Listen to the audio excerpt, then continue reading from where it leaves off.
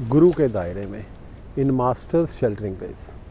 आजकल मैं अपने परिवार के साथ यूरोप के एक बहुत ही खूबसूरत देश फिनलैंड की सैर कर रहा हूँ। आज मैं फिनलैंड के एक और बहुत खूबसूरत शहर ओलू में आया हूँ। ओलू में घूमते हुए मैं इस नदी के किनारे पर पहुँचा तो मुझे ये किनारा बहुत सुंदर लगा। इसके आसपास बहुत ही सुंदर नज़ारा है, बहुत साफ़ सुथरा और बहुत शांत। हालांकि ठंड बहुत है। यहाँ घूमते हुए मुझे ये लगा कि इस जगह पर, इतनी सुंदर जगह पर महाराज जी की दया की एक वीडियो मुझे रिकॉर्ड करनी चाहिए। आजकल मैं अपनी जो वीडियो रिकॉर्डिंग्स है उसमें मैं अपनी वीडियो बुक का पार्ट 4 शूट कर रहा हूँ। इसमें मैं आपके साथ मौजूदा सरकार संत राजेंद्र सिंह जी महाराज की दया के किस्से शेयर कर रहा हूँ। फिनलैंड में घूमते हुए मैं अपने परिवार के साथ बहुत खुश हूँ, बहुत मज़े कर रहा हूँ, बहुत आनंद में हूँ और महाराज जी की बहुत दया महसूस करता हूँ। तो यहाँ पर मुझे ये लगा कि इतनी अच्छी जगह पर मुझे दयाल पुरुष संत दर्शन सिंह जी महाराज की दया का भी एक किस्सा शेयर करना चाहिए। तो आज की जो वीडियो रिकॉर्डिंग है उसमें मैं आपके साथ महाराज जी की दया के 2 किस्से शेयर करूँगा। पहला संत दर्शन सिंह जी महाराज की दया का एक किस्सा और दूसरा मौजूदा सरकार संत राजेंद्र सिंह जी महाराज की दया का एक किस्सा। तो दया का किस्सा शुरू करने से पहले आप इसके चारों तरफ का एक नज़ारा देखिए, उसके बाद मैं महाराज जी की दया का किस्सा शुरू करता हूँ।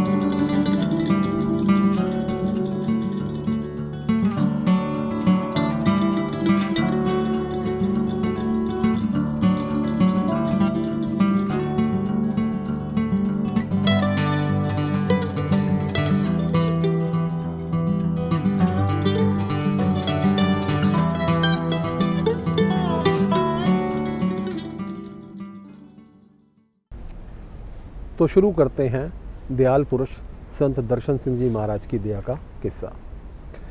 सबसे पहले मैं आपको एक बात बड़ी स्पष्ट रूप से बताना चाहता हूँ कि महाराज जी ने बहुत मुझ पर दया की। उन्होंने मुझे अपनी नज़दीकी में रखा, उन्होंने मुझे अपने बहुत नज़दीक रखा। तो ये उनकी तारीफ़ है, उन्होंने मुझ पर दया की। इसमें मेरा कोई अहंकार नहीं है। मेरी दुनियावी तौर पर सोशली, फाइनेंशियली ऐसी कोई हैसियत नहीं थी। मैं उनके घर में सिर्फ एक डोमेस्टिक हेल्प था। तो अगर मैं आपसे कुछ ये कहता हूँ कि महाराज जी ने मुझे इतना प्यार किया या मुझे इस तरह से मेरी केयर की, तो ये उनकी तारीफ़ है, ये मेरा अहंकार नहीं है। मैं उनकी महानता को बताना चाहता हूँ। संत दर्शन सिंह जी महाराज के जिस्म में खून के बजाय प्यार दौड़ता था, ये सभी लोग कहते हैं। तो मैंने उस बात को महसूस किया है और मैं सिर्फ यही बात आपको बताना चाहता हूँ कि महाराज जी बहुत ज़्यादा नम्रता रखते थे, बहुत प्यार करते थे और उनके उस प्यार में वो ये ख्याल नहीं करते थे कि ये बंदा कितना छोटा है। तो मैं हालांकि एक डोमेस्टिक हेल्प था, लेकिन महाराज जी मुझे भी बहुत प्यार करते थे और मेरी बात को बड़े आराम से, बड़े प्यार से सुनते थे।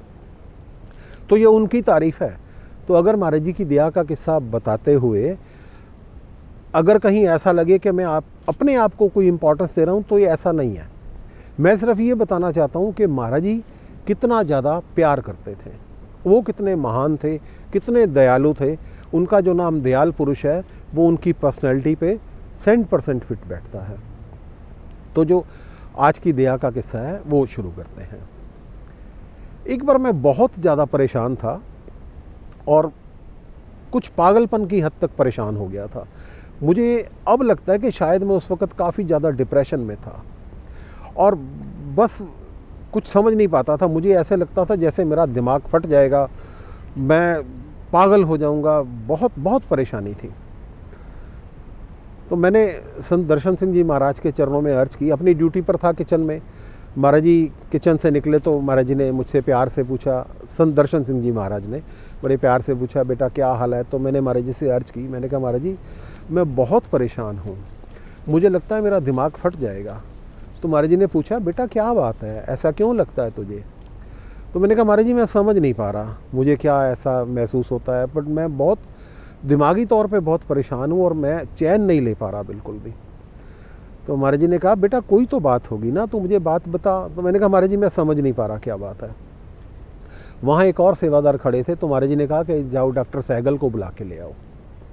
अब महाराज जी वहाँ मेरे साथ खड़े रहे, वो सेवादार डॉक्टर सहगल को बुलाने चला गया। अब महाराज जी की नम्रता देखिए, वो मुझसे बात करते रहे, मुझे प्यार करते रहे, मेरे सिर पे हाथ फेरा, बहुत ज़्यादा प्यार कर रहे थे महाराज जी।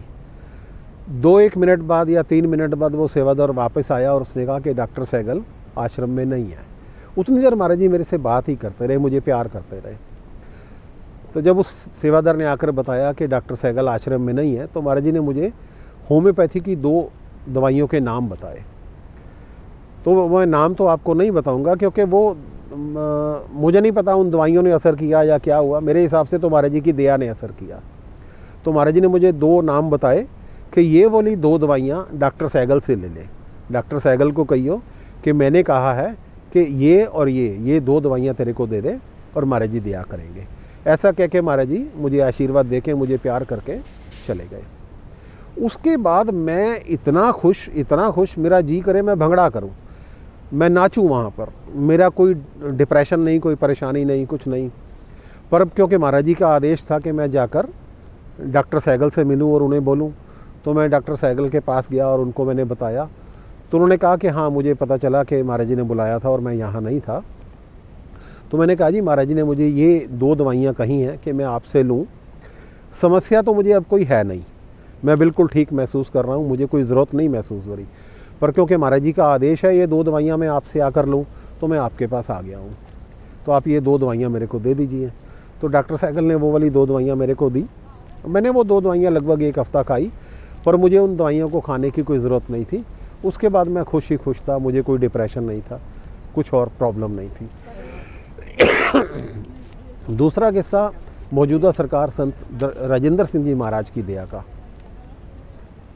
मेरी पत्नी एक बार पंजाब गई हुई थी, तो उसको वहाँ कुछ डॉक्टर को मिलना पड़ा, उसको कुछ समस्या हुई। जब डॉक्टर को मिले तो उन्होंने चेक कर कहा कि इनका एक छोटा सा ऑपरेशन होगा और वो अभी ऑपरेशन आप करवा लीजिए। 2-4 दिनों बाद जब मैं वहाँ पहुँचा तो मुझे पता चला कि डॉक्टर ने ऑपरेशन रिकमेंड किया है और मेरे जो इन-लॉज थे वो कह रहे थे कि यहीं ऑपरेशन करवा लो, आप दिल्ली जाके कहाँ करोगे और परेशान होगे अकेले, यहाँ हम आपकी हेल्प कर देंगे। तो मैं इतना बड़ा फ़ैसला अपने आप नहीं करना चाहता था। मैं चाहता था कि पहले महाराज जी को पूछा जाए, संत राजेंद्र सिंह जी महाराज की परमिशन ली जाए। अगर वो कहेंगे कि ऑपरेशन करवाना है तो करवाइए। डॉक्टर, यहाँ ठंड की वजह से खांसी बहुत आने लग जाती है। तो मैं जब डॉक्टर को वहाँ दोबारा मिला तो डॉक्टर ने कहा कि नहीं आपको ऑपरेशन करवा के जाना चाहिए, ऐसे नहीं जाना चाहिए। पर मैंने कहा नहीं, मैं दिल्ली जा रहा हूँ, मैं वहीं जाकर बात करूँगा। तो हम पति पत्नी दिल्ली आ गए और दिल्ली जब मुझे मौका मिला तो मैं मौजूदा सरकार संत राजेंद्र सिंह जी महाराज के चरणों में गया और मैंने कहा, पत्नी मेरे साथ थी, तो हमने कहा कि महाराज जी ऐसे ऐसे डॉक्टर ने कहा है कि ऑपरेशन करवाइए। तो महाराज जी ने कहा कि नहीं, पहले आयुर्वेदिक दवाई लेकर देखो, उसके बाद ऑपरेशन का देखेंगे, अभी पहले ऑपरेशन नहीं करवाना, पहले कोई आयुर्वेदिक दवाई लो। अब महाराज जी के ये वचन सुनकर, ये आदेश लेकर हम वापस आ गए। अब मुझे मेरे एक दोस्त ने बताया कि डॉक्टर गुप्ता की जो पत्नी है वो गायनाकोलॉजिस्ट हैं। डॉक्टर DK गुप्ता बहुत सज्जन सत्संगी हैं, सत्संगी लोगों की बहुत केयर करते हैं। गाज़ियाबाद में उनका क्लिनिक है। मुझे नहीं पता था कि उनकी पत्नी भी डॉक्टर हैं। तो मुझे मेरे एक मित्र ने कहा कि उनकी पत्नी गायनाकोलॉजिस्ट हैं, तो आप उनको मिल लो। तो मैं अपनी पत्नी को लेकर डॉक्टर गुप्ता की क्लिनिक, उनकी पत्नी के क्लिनिक, वहाँ चला गया। अब वो एलोपैथिक डॉक्टर हैं, MS या MD कोई उनकी डिग्री है, जो भी गायनाकोलॉजिस्ट की होती है। तो जब उनको हम मिले तो उन्होंने मेरी पत्नी को चेक किया, अल्ट्रासाउंड वगैरह हम करवा कर उसकी रिपोर्ट ले गए थे। तो उन्होंने कहा कि ऐसा करते हैं, पहले एक मैं दवाई आपको लिख देती हूँ, आप ये 1 महीना दवाई लीजिए, उसके बाद ज़रूरत होगी तो देखेंगे। तो हमने उनसे जब वो दवाई लिखवाई तो उन्होंने कहा ये आयुर्वेदिक दवाई है। अब अभी तक मैंने उनको नहीं बताया था कि महाराज जी ने हमें क्या कहा है। तो मैंने उनसे कहा कि आप एलोपैथिक डॉक्टर हैं, लेकिन आपने हमें आयुर्वेदिक दवाई लिख कर दी है। और हमने महाराज जी से अर्ज़ की थी, तो महाराज जी ने कहा था कि पहले आयुर्वेदिक दवाई लो, और आपने आयुर्वेदिक दवाई लिखी है। तो वो दवाई उन्होंने कहा ठीक है, आप 1 महीना ये दवाई लीजिए, महाराज जी दया करेंगे। तो हम वो उनसे जो दवाई लिखवा कर आ गए, बाज़ार से मैंने वो दवाई ख़रीदी और मेरी पत्नी ने वो लगभग 1 महीना दवाई ली। 1 महीने बाद हम दोबारा अल्ट्रासाउंड करवा कर जब उनके पास गए तो रिपोर्ट देखकर बोली कि इनको बिल्कुल सब कुछ नॉर्मल है, सब ठीक है और किसी तरह के कोई ऑपरेशन की ज़रूरत नहीं है और आगे किसी दवाई की भी ज़रूरत नहीं है। पर फिर भी आप ऐसा कीजिए कि यही आयुर्वेदिक दवाई 1 शीशी और ले लीजिए और 1 महीना और इसको कंटिन्यू कर लीजिए। तो इस तरह से वो पता नहीं कितना भारी कर्म था जिसे मौजूदा सरकार संत राजेंद्र सिंह जी महाराज ने अपनी दया से काट दिया। तो दोनों महापुरुषों की दया के मैंने आपके साथ एक एक किस्से को शेयर किया। तो मिलते हैं अगली वीडियो में, तब तक के लिए धन्यवाद।